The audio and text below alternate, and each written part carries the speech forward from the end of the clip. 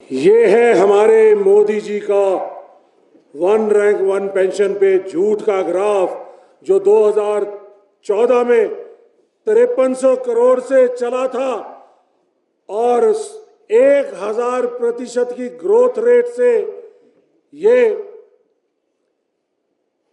6 महीने पहले राजस्थान के चुनाव में 70,000 करोड़ हो गया। 2 महीने पहले रेवाड़ी में कहा 1 लाख करोड़ रुपया वन रैंक वन पेंशन का दे दिया है।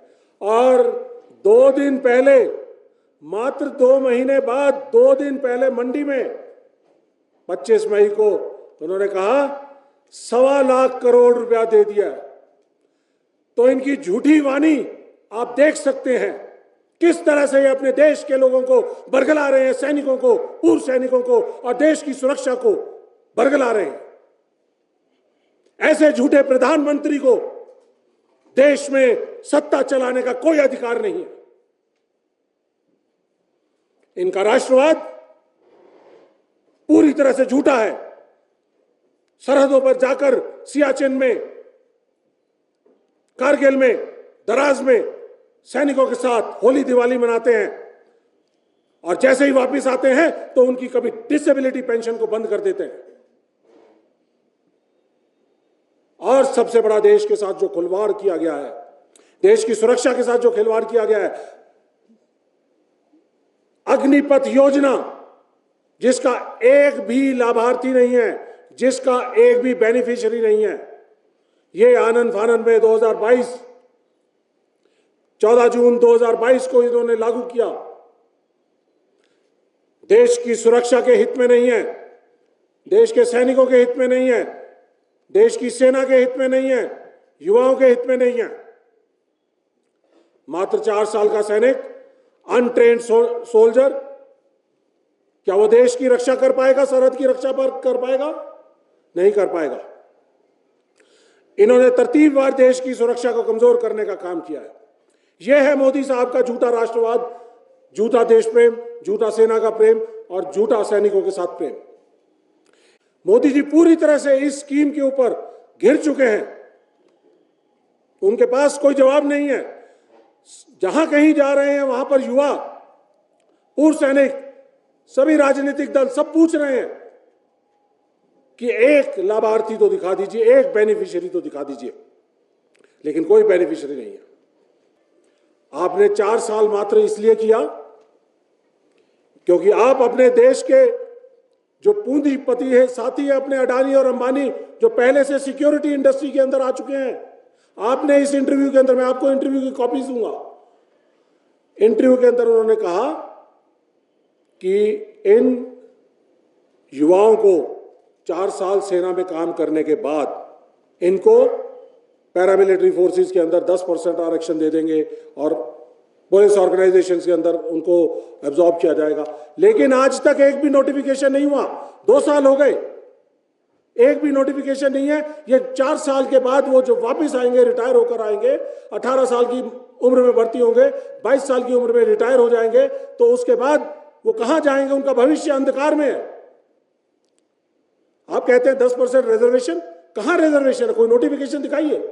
फील्ड है हमारे पूर्व सैनिक, उनके लिए 7,82,000 पद आज भी खाली हैं।